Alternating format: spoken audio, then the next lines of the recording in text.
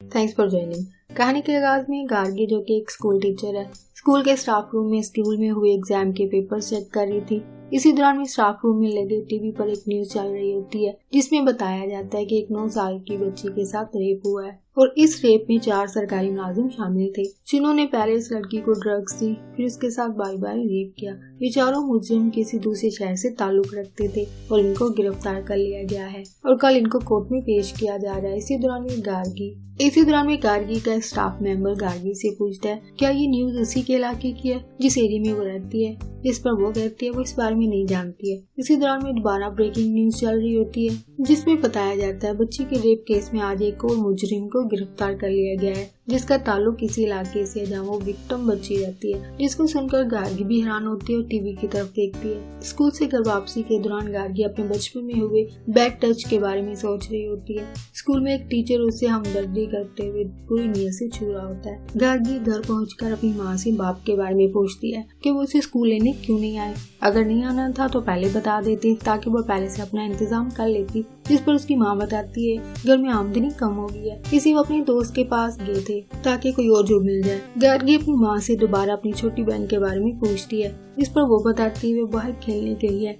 आ जाएगी, थोड़ी देर तक आ जाएगी। जिस पर गार्गी कहती है मैंने आपको कितनी दफा मना किया उसको घर से बाहर ना जाने दिया करें, आपको पता है बाहर की दुनिया कितनी खराब है। गार्गी के पास बच्चे ट्यूशन पढ़ने आते हैं। गार्गी का मंगेतर अपने भाई को उसके घर ट्यूशन छोड़ने आता है, जहाँ वो गार्गी से भी बात करता है और फिर चला जाता है। ट्यूशन के बाद गार्गी दोबारा अपनी माँ से छोटी बहन के बारे में पूछती है, जो अभी तक घर वापस नहीं आई है। दोबारा माँ को कहती है उसे घर से ना जाने दिया करे। इसी दौरान में इसकी छोटी बहन घर आती है, जिसको वो देर से आने की वजह पूछती है और उसको डांटती भी है। जिस पर वो बताती है वो तो वापस आ रही थी, पर रास्ते में शांति अपार्टमेंट्स के पास बहुत भीड़ थी, वहाँ पुलिस आई हुई है। इस जगह का नाम सुनकर गार्गी अपनी माँ की तरफ देखती है और फौरन जाकर अपने बाप को कॉल करती है, पर वो फोन नहीं उठाता है। गार्गी परेशान हो जाती है और शांति अपार्टमेंट्स जाती है। वहाँ एक लेडी कांस्टेबल से वहाँ होने वाले वाक़ये के बारे में पूछती है।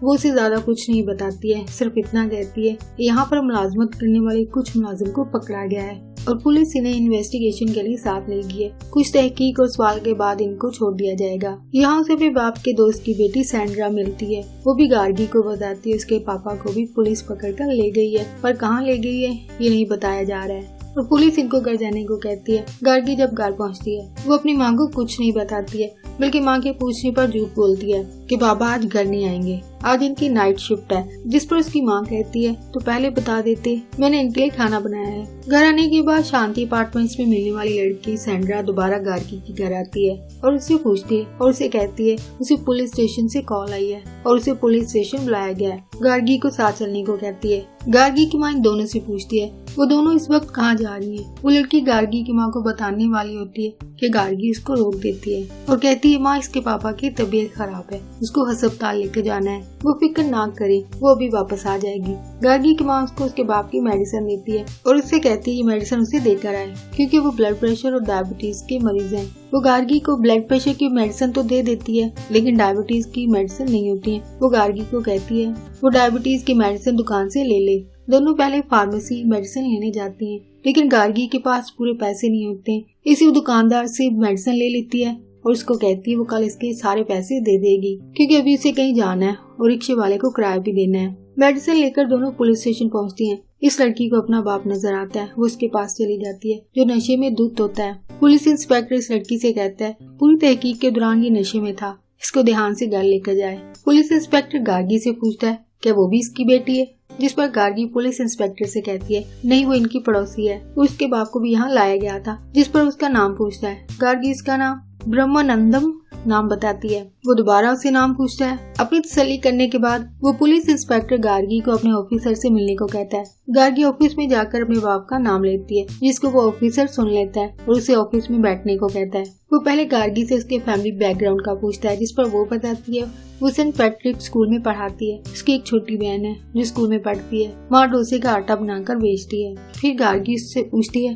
कि आखिर क्या मामला है और उसके बाप को यहाँ क्यों लाया गया। जिस पर वो बताता है उसका बाप गैंग रेप का मुजरिम है और हमने उसे महज शक की बिना पर नहीं पकड़ा है, बल्कि इनके पास पक्के सबूत हैं और उन्होंने 1 माह तक इस पर नजर रखी, फिर जाकर इसको पकड़ा। और वो गार्गी से कहता है जितनी जल्दी हो सके वो ये शहर छोड़कर चली जाए, लेकिन गार्गी कहती है वो उसको एक बार अपने बाप से मिलने दे, लेकिन वो इंस्पेक्टर कहता है उसे खुद नहीं पता है वो कहाँ है, उसको किस स्टेशन में रखा गया है। लेकिन वो पुलिस इंस्पेक्टर झूठ बोलता है क्योंकि उसका बाप इसी पुलिस स्टेशन में होता है, बस वो उसे मिलने नहीं देते हैं। इसी दौरान में एक सीनियर ऑफिसर आता है। जब उसको भी पता चलता है ये मुजरिम की बेटी है तो वो भी यही कहता है कि इससे पहले कि मीडिया के जरिए ये खबर आग की तरह फैले, वो ये शहर छोड़कर चली जाए, क्योंकि इस तरह के केसेस में फैमिली का जीना मुश्किल हो जाएगा। इसे जितना जल्दी हो सके वो चली जाए। लेकिन गार्गी बाहर आकर एक वकील जिसके लिए उसका बाप कभी काम करता था उसको कॉल करती है कि अंकल पापा को पुलिस ने पकड़ लिया और इनको पता नहीं कहाँ रखा गया, वो उसकी मदद करे और पुलिस इसको शहर छोड़ने के लिए कह रही है। वो वकील इसको कहता है वो पता करवा कर उसे बताता है।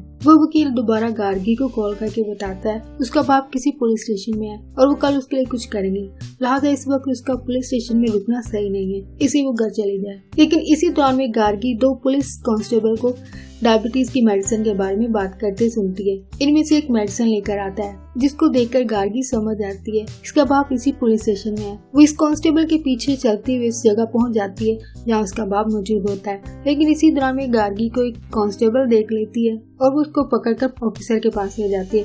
वो ऑफिसर गार्गी से कहता है वो एक लड़की है, इससे वो इसको बार बार समझा रहा है वो ये शहर जितनी जल्दी छोड़ेगी उसके लिए उतना बेहतर होगा और वो अपने बाप के बारे में भूल जाए, क्योंकि उसको रेप के जुर्म में उम्र कैद भी हो सकती है और वो अपने बाप के पास ना आए तो बेहतर है। और गार्गी को पुलिस गाड़ी में घर छोड़ने के लिए कहता है। गार्गी को पुलिस स्टेशन में मीडिया में काम करने वाली एक लड़की देखती है। ये लड़की भी शांति अपार्टमेंट्स में ही रहती है। इस लड़की ने गार्गी को शांति अपार्टमेंट्स में भी देखा था और वो समझ जाती है कि 5वां मुजरिम जो है वो इस लड़की का बाप है। ये गार्गी के पीछे उसके घर तक आती है। अगली सुबह गार्गी की आँख घर में गिरने वाले पत्थर की आवाज से खुलती है। वो घर से बाहर देखती है जहाँ कोई नहीं होता है, पर उसके एक पड़ोसी हाथ में अखबार लिए उसकी तरफ देख रहा होता है। वो घर के अंदर जाकर अखबार पढ़ती है जहाँ उसके बाप के बारे में खबर छपती है। इससे वो इस अखबार को छुपा देती है ताकि इसकी माँ को पता ना चले। इसके बाद वो वकील से फोन पर बात करती है और उसको बताती है अंकल आज के अखबार में पापा के बारे में खबर छपी है, जिस पर वो कहता है उसने किसी मीडिया वाले से बात तो नहीं की है, पर वो कहती है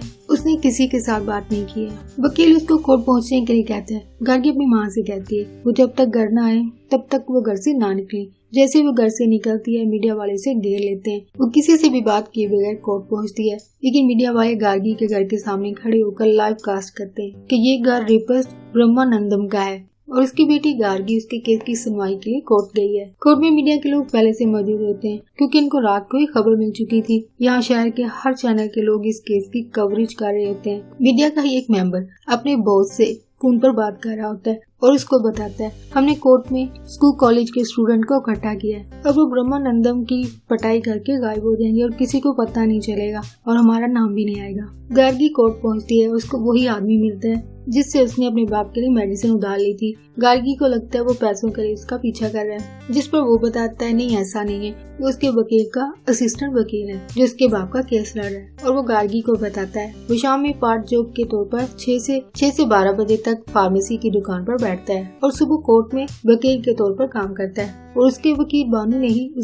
उसे गार्गी से बात करने को कहा है और इस केस की सुनवाई सुबह 6 बजे शुरू हो गई थी। कोर्ट में होने वाले हंगामे से बचने के लिए, क्योंकि ये केस काफी हाई प्रोफाइल है और कोर्ट में ये हजूम भी केस की वजह से लगा है। गार्गी उससे पूछती है क्या नॉर्मल दिनों में भी इसी तरह कोर्ट में रश होता है? वकील कहता है ऐसा नहीं है, ऐसा हाई प्रोफाइल केसेस की सूट में होता है। इसी दौरान में केस की सुनवाई के बाद जिसमें फैसला होता है रेप के 5 मुजरिमों में से 4 अपने गुनाह का इकरार करते हैं, पर 5वां ब्रह्मानंदम जो इसी बिल्डिंग का सिक्योरिटी गार्ड है वो खुद को बेकसूर कहता है। केस की सुनवाई के बाद जैसे ही पुलिस मुजरिम को लेकर अदालत से बाहर आती है, बाहर मौजूद लोग गार्गी के बाप पर हमला कर देते हैं। एक आदमी आगे बढ़कर उसके मुंह पर मौजूद नकाब हटा देता है, एक आदमी चाकू से वार करता है, पर पुलिस ब्रह्मानंदम को बचाकर ले जाती है। गार्गी वकील के ऑफिस में जाती है। इसी दौरान में वकील को एक कॉल आती है और वो कॉल सुनने के लिए रूम से बाहर जाता है और वापस आकर गार्गी से कहता है वो इसका केस नहीं लड़ सकता है क्योंकि शहर की एडवोकेट एसोसिएशन ने उसे ये केस लड़ने से मना किया है क्योंकि ये मामला छोटी बच्ची का है और कोई भी रेपिस्ट को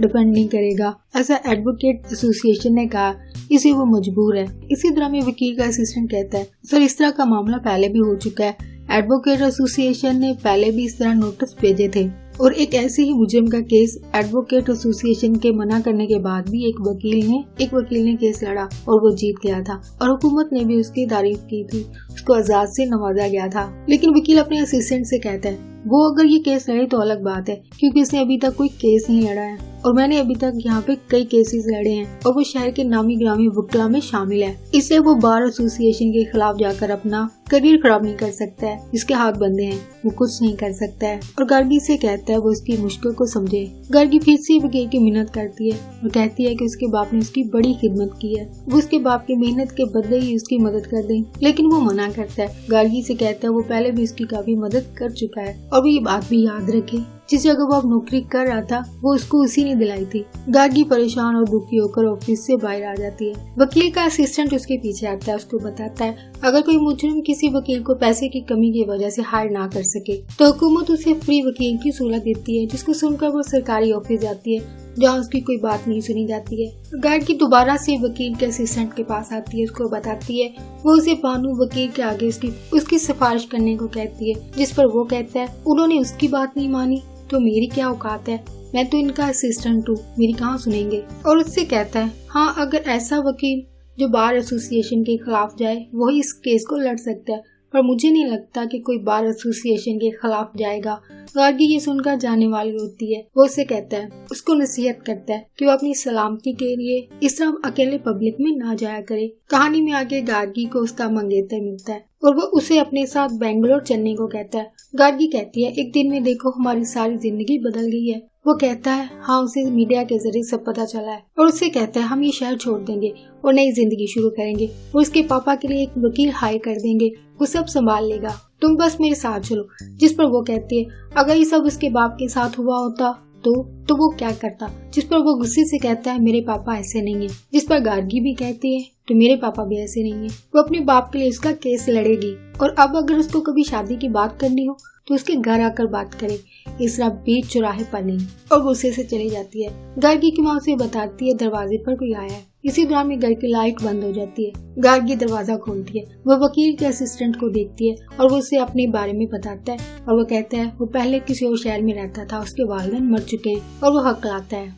जिसकी वजह से उसे जो भी काम मिलता है वो कर लेता है। और वकील के तौर पर उसने अभी तक कोई केस नहीं लड़ा है, क्या वो उसके बाप का केस लड़ सकता है। गार्गी उसे इजाजत दे देती है और वो ये भी कहता है कि इनके घर का मेन फ्यूज किसी ने बंद कर दिया है, वो जाते हुए इसको ठीक कर देगा और कल कोर्ट में मिलते हैं। गार्गी के घर के सामने लोग रेपिस्ट लफ्ज लिख देते हैं और इनको हर तरह से परेशान करने की कोशिश करते हैं। गार्गी कोर्ट जाती है। इसी दौरान जेल में अपने बाप से मिलने जाती है, लेकिन इनको इनसे मिलने नहीं दिया जाता। लेकिन गार्गी और वकील को इनसे मिलने नहीं दिया जाता है। असिस्टेंट वकील इंद्रस को बानू वकील मिलता है और उसको गार्गी का केस लड़ने से मना करता है और उसे कहता है तुमने हकलाने की वजह से फैसला किया था कि वो केस लड़ने की बजाय फार्मेसी में काम करेगा, क्योंकि हकलाने की वजह से तुमसे बोला नहीं जाएगा। और आज वो ये केस लड़ने के लिए तैयार हो गया है और उससे कहता है ये मीडिया ट्रायल केस है, अगर वो हार गया तो सारी जिंदगी कुछ नहीं कर पाएगा, उसको कभी कोई केस नहीं देगा, उसकी जिंदगी में कुछ नहीं बचेगा। जिस पर इंद्रस कहता है सर इसके पास पहले भी कुछ नहीं है तो वो क्या खोएगा। गार्गी और वकील केस के मुतालिक पूरी तहकीक करते हैं, हर तरह के सबूत इकट्ठे करते हैं। इस दौरान में इस वकील का भी बाइकआउट किया जाता है। एक दिन वकील गार्गी के घर में मौजूद होता है और वो गार्गी की माँ से इनकी शादी के मुतालिक सवाल करता है कि इनकी शादी को कितनी देर हो चुकी है। वो बताती है 25 साल। फिर उससे कहता है इस दौरान में उन्होंने कितनी बार जॉब को तब्दील किया है। जिस पर गार्गी की माँ बताती है वो हर 4 से 5 साल के बाद जॉब बदलते हैं। इस दौरान में गार्गी अपनी माँ को इससे बात करने से रोकती है और वकील से कहती है वो क्या कर रहा है, अगर ये केस उसके बस की बात नहीं है तो वो बता दे, क्योंकि केस को लड़ते हुए काफी टाइम गुजर चुका है पर अभी तक उसने कुछ नहीं किया है। जिस पर वो कहता है गवाह की स्टेटमेंट काफी स्ट्रॉन्ग है और वो कुछ नहीं कर सकता और हमारी दलील के लिए कोई सबूत नहीं है। इसी दौरान में वो गुस्से से कहता है जाओ पता कर लो, इस तरह के केसेस में जमानत मिलना नामुमकिन है। जिस पर गार्गी उससे कहती है वो उस पर एक एहसान करे, वो केस छोड़ दे, वो अपना इंतजाम कर लेगी। जिस पर वकील कहता है ये मेरी जिंदगी का पहला केस है और वो पूरी कोशिश कर रहा है और इस केस के लिए उसे हर पहलू से सोचना होगा, इसलिए वो कुछ देर सब्र करे। वकील और गार्गी कोर्ट जाते हैं। केस की सुनवाई के दौरान वकील जज को रेप विक्टिम बच्ची को कटहरे में बुलाने के लिए कहता है।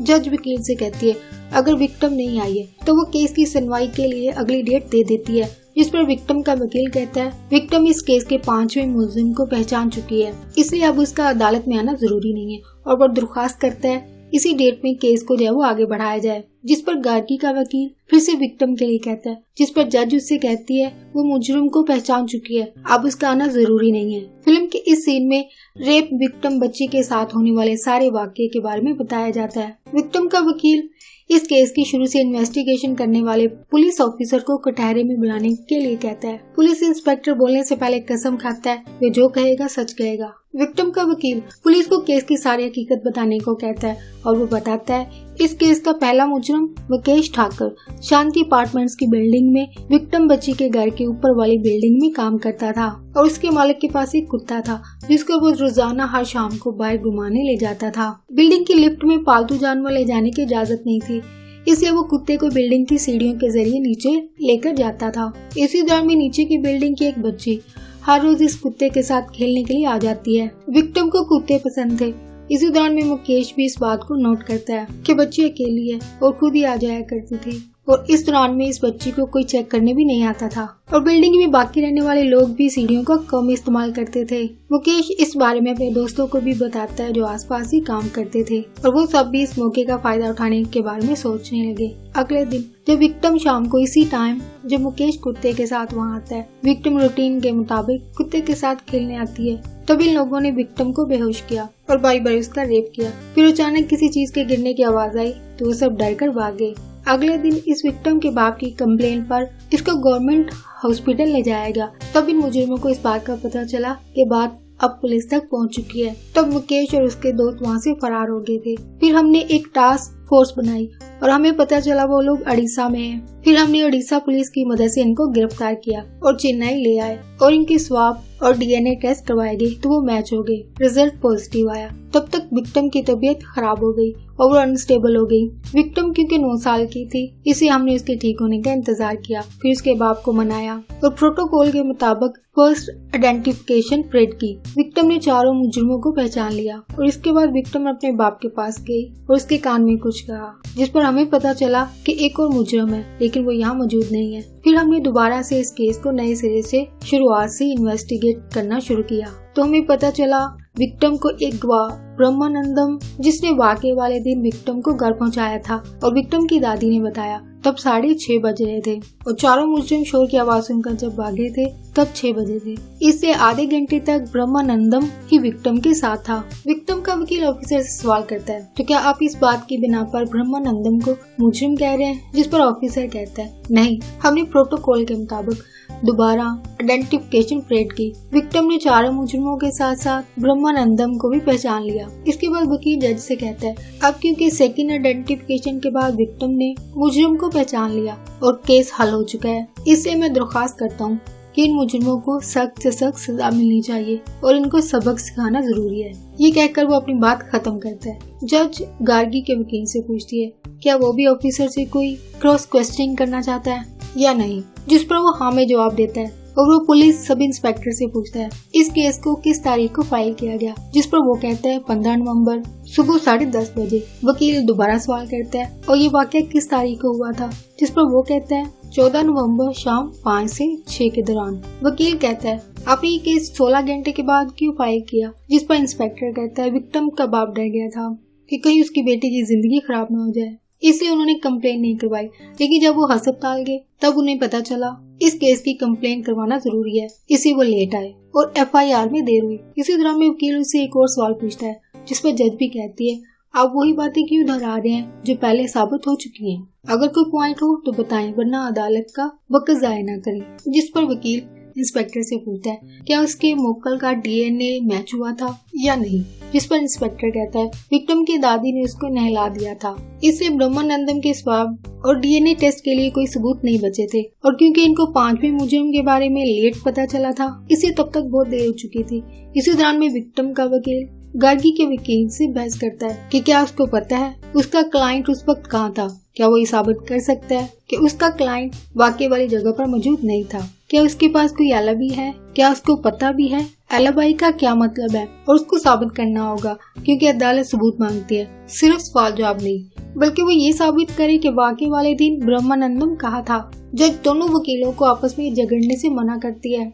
जज दोबारा से गार्गी के वकील को सवाल पूछने को कहती है जिस पर वो इंस्पेक्टर से सवाल पूछता है सेकंड आइडेंटिफिकेशन वाले दिन क्या हुआ था, जिस पर वो बताता है उस दिन विक्रम ने चारों मुजरिमों को पहचान लिया था, पर जैसे ही ब्रह्मानंदम की बारी आई तब वो विक्रम स्ट्रेस की वजह से बेहोश हो गई। तब हमने उसके बाप से पूछा तो उसने बताया आज उसने मेडिसिन नहीं खाई थी। और उस दिन अच्छी बात ये हुई कि इनकी पुलिस चौकी का एक ड्राइवर भी स्ट्रेस की दवा खाता था और उसके पास वो मौजूद थी और मैंने उसे वो दवा ली और विक्रम के बाप से कंफर्म करने के बाद ही उसको दवा खिलाई और वो कुछ देर में ठीक हो गई थी और विक्रम ने ब्रह्मानंदम को पहचान लिया था। इसके बाद जज कहती है ये सारी बातें इस केस की रिपोर्ट में लिखी हैं, क्या आपने वो रिपोर्ट नहीं पढ़ी है। इस पर विक्रम का वकील भी उसे ताने मारता है कि क्या उसने ये रिपोर्ट अभी तक नहीं पढ़ी है, क्या उसने ये रिपोर्ट अभी तक नहीं पढ़ी है, उसके पास शायद यही केस होगा। लेकिन उसके पास और बहुत सारे केसेस हैं जिन पर इसको काम करना है और उसको कहते हैं रिपोर्ट पढ़ो, उसमें सब लिखा है। जिस पर इंद्रास वहाँ बैठे बैठे सारी रिपोर्ट पढ़ता है और उसे रिपोर्ट में 3 पॉइंट मिल जाते हैं, एक मेडिसिन का नाम, दूसरा इस मेडिसिन की डोज और ड्राइवर की उम्र। इसी दौरान में जज उसे आवाजें देकर बुलाती है जो कि रिपोर्ट पढ़ने में मसरूफ होता है। वकील ऑफिसर से सवाल करता है, सबसे पहले उसे ये पूछता है कि उसके ड्राइवर की उम्र क्या थी, जिस पर वो बताता है 45 साल। फिर उससे पूछता है वो इस मेडिसिन की क्या डोज इस्तेमाल करता था, कितने ml थी, 200, 300 या 500, जिस पर ऑफिसर कहता है ये उसे नहीं पता है। जिस पर वकील कहता है इस मेडिसिन की डोज 500 ml है जो कि एक छोटी उम्र के बच्चे के लिए नुकसानदेह हो सकती है और यहाँ तक कि इस मेडिसिन से उसकी जान भी जा सकती है। ऐसा वो इसलिए कह रहा था वकील क्योंकि पार्ट टाइम जॉब एक फार्मेसी की दुकान पर करता था, इसलिए उसी मेडिसिन का ज्यादा इल्म था और इसी इल्म की बिना पर वो केस के इस वीक पॉइंट को पकड़ पाया। वकील की इस दलील से जज मुतासिर होती है। इस पॉइंट के लिए एक्सपर्ट ओपिनियन के लिए एक डॉक्टर को बुलाया जाता है। जज डॉक्टर के ओपिनियन को सुनती है जिसमें डॉक्टर वही बातें दोहराता है जो वकील ने कही थी। अगर 500 ml की दवा जो कि एक जवान इंसान के लिए, एक अडल्ट के लिए बनाई गई हो, ये दवा एक नौजवान इंसान के लिए है और ये मेंटल हेल्थ के लिए दी जाने वाली दवा है। इसको मरीज का स्ट्रेस कम करने के लिए दिया जाता है और ये दवा सिर्फ डॉक्टर की प्रिस्क्रिप्शन के बाद ही मिल पाती है और ये आम दुकान से कोई भी नहीं ले सकता है। अगर इसका इस्तेमाल छोटी उम्र के बच्चों को करवाया जाए तो इससे बच्चे होश में नहीं रहते हैं, कंफ्यूज रहते हैं। कंफ्यूज होने की वजह से कोई फैसला सही तरीके से नहीं कर पाते हैं और इसकी ओवरडोज से बच्चे की जान भी जा सकती है। डॉक्टर की ये बात सुनकर जज ऑफिसर से पूछती है क्या उसने दवा की डोज चेक की थी या नहीं, जिस पर वो कहता है मैंने सिर्फ मेडिसिन का नाम देखा था, डोज चेक नहीं किया था। वकील जज से कहता है डॉक्टर के आखिरी पॉइंट को नोट किया जाए, जिसमें डॉक्टर ये कहता है कि बच्चे इस दवा के इस्तेमाल की वजह से सही फैसला नहीं कर पाते हैं, कंफ्यूज रहते हैं। वकील जज से ये भी कहता है सेकंड पीरियड के वक्त बच्ची को एडल्ट डोज दिया गया था जिसकी वजह से बच्ची होश में नहीं थी और जिसकी वजह से बच्ची ने मेरे क्लाइंट को पहचानने में गलती की और बच्ची मेडिसिन के असर में थी, इसलिए सेकंड आइडेंटिफिकेशन पीरियड को सही नहीं माना जा सकता है और यही इसका पॉइंट है। इस बात को सुनते ही दूसरा वकील गुस्से में आ जाता है जिस पर जज उसे अदालत में डिसिप्लिन कायम रखने को कहती है। जज इस तारीख का ये फैसला सुनाती है कि पुलिस की लापरवाही की वजह से छोटी बच्ची को मेडिसिन का एडल्ट डोज देने की सूरत में बच्ची की जान को खतरे में डाल दिया गया और पुलिस की इस लापरवाही की वजह से इन्वेस्टिगेशन ऑफिसर के खिलाफ अदालत सख्त से सख्त कार्रवाई करने का हुक्म देती है और गार्गी के वकील से कहती है ये केस क्योंकि बहुत संगीन नौयत का है इससे इसका फैसला जल्द नहीं हो सकेगा और वो उसको इस केस की दोबारा से जांच पड़ताल के लिए 7 दिन की मोहलत देती है ताकि दोबारा से सेकंड आइडेंटिफिकेशन पीरियड हो सके और ये आइडेंटिफिकेशन जज और तहसीलदार की मौजूदगी में की जा सके। गार्गी के बाप को पुलिस अदालत से लेकर जा रही होती है। गार्गी अपने बाप से मिलना चाहती है लेकिन पुलिस उससे मिलने नहीं देती है। इसी दौरान में इस केस की जज भी वहाँ से गुजरती है। गार्गी उससे कहती है पुलिस उसे उसके बाप से मिलने नहीं देती है, जिस पर वो उससे कहती है वो पहले जुडिशियल कस्टडी में एक पिटीशन दर्ज करे फिर मिलने देंगे, जिस पर वकील कहता है कई बार पिटीशन की गई है पर मिलने नहीं दिया जाता है, जिस पर जज इस केस के इन्वेस्टिगेशन ऑफिसर को बुलाती है और उसको कहती है एक तो तुम लोगों ने इस केस को एक छोटी सी गलती से बिगाड़ दिया है और दूसरा अंडर ट्रायल मुजरिम को उसकी फैमिली से मिलने क्यों नहीं दे रहे हो जो कि इनका कानूनी हक है। और उससे कहती है वो गार्गी को उसके बाप से मिलने दे।